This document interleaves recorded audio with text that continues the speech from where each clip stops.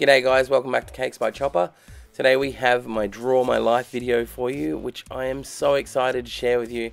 I love to draw and I think this video concept is brilliant. So thank you to whoever started it, and thank you for the inspiration with everyone who I've watched and enjoyed theirs. I want you to say hi to my dad. This is Bob, and this is my mum, Jenny. My mum is the most amazing woman on the face of this planet. My dad's a bit of a legend, so naturally when they met, Dad fell in love, and Mum actually said that when she first saw Dad, she knew he was the man she was going to marry. After dating for a while, I guess they didn't have a TV, so they just thought it was a good idea to have a bunch of kids. And weird story that if you count 9 months back from my birthday, it's actually my dad's birthday. So happy birthday, Dad! Best present you ever got. So when I was born, Dad named me Keith, and I was so in love with this TV show, a cartoon actually, with a dog named Chopper, that I wouldn't respond to anybody unless they said Chopper, and that quickly became a nickname that I had since I was very young. So yeah, I actually go by Chopper more than I do Keith. I grew up on a farm, and I wasn't too impressed about that. I always felt like I was missing out. I wanted to be in the big city. You know that song, New York, New York? It was just one of those things where everything was bigger and better there, and I felt like I needed to be anywhere else but where I was. But the sad reality was I was with the spiders and the cowpats and all the bugs and creepy crawlies. I just wasn't impressed by that. Yeah. When I was younger, I used to hang out with my sister a lot. She was a lot of fun to play around with, and we used to play all these awesome games and do grease and stuff, and my mum thinks it was because I brainwashed her, and I don't think so.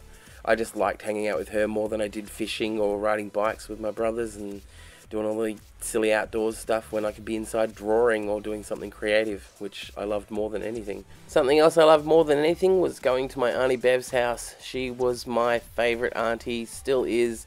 No one can replace her. She's just amazing. I used to love helping her with the garden. She grew the most amazing candy roses, and I was her favourite, and she made no secret of that. And I loved hanging out and talking with her, and a lot of my childhood memories are at Auntie Bev's house, and we'd just lay there and talk, and she'd call me Choppy darling, and it was just amazing. My dad worked away a lot when I was a kid, so we didn't see him much through the week, and he made a point of every time there was school holidays, Easter and all that, he'd take us camping, and I used to hate it because there's bugs and it was cold and wet, but now I look back on them and I'm really happy that we got to do all those fun things, so thanks, Dad. Now, Mum I got along really well with. We used to hang out and talk, and we both have a strong interest in music, and she taught me that good music should be played really bloody loud. So we always had the best sound systems, and Mum played great music like Michael Jackson and Elvis Presley and Madonna, and my older brother was into Madonna a lot, and he gave me his collection, and I sort of became obsessed. So I have a great attachment to pop music and pop culture because it was just always around. And growing up, I had a lot of friends. I was pretty much got along with everybody.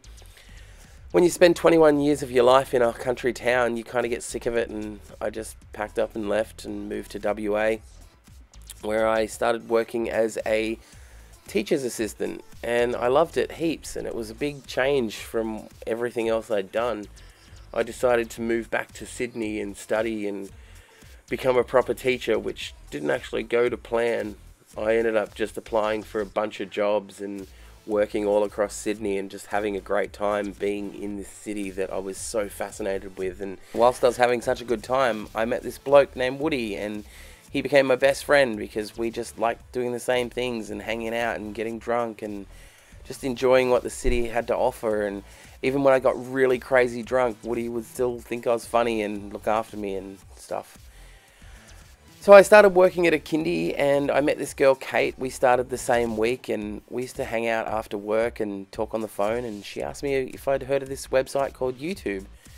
And she started telling me how she likes watching these people that film themselves and talk about random stuff, and they were hilarious. And she said we should do some videos, and she thought it would be heaps funny if we got the camera and just made silly little skits. And at first I thought she was crazy. I was like, who is going to watch that? This girl is mad. But after talking me around, I thought it would be a good idea to make some home movies and share them. And I used to make them when I was younger, so I thought, why not? Let's put some on the internet. And we did some pretty crazy things, which made me love YouTube a lot. We spent a long time just having fun with the community. One of the videos I made was a baby cow cake, which got a lot of views when my other videos weren't, and it was kind of made me think, hey, there might be something in making these cakes. So CakesByChoppA was born, and I just started making cakes that I liked, and I made a Spider-Man cake which just got a lot of attention.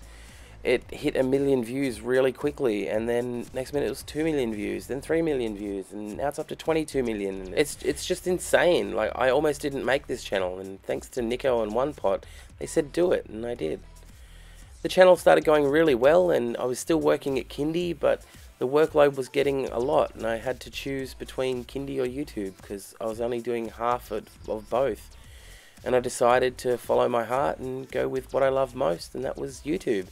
So I told my bosses, adios, see you later, and became a full-time YouTuber, which made me so incredibly happy. The happiness came from me being able to spend time on the cakes and really create stuff that I was proud of, and I was seeing growth in myself as a decorator, and that makes me happy. So that's my life up until now, and it's definitely not over. I'm really excited to see what comes next. I would have to say the best part of it all is all the connections and friends that I've made through YouTube. Some amazing people who I truly love and admire, and you guys know who you are, even if I forgot your name off this list.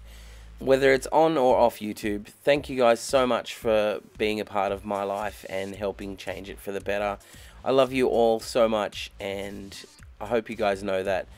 So yeah, thanks for being a part of it all, and let's make some more memories together. Bye guys.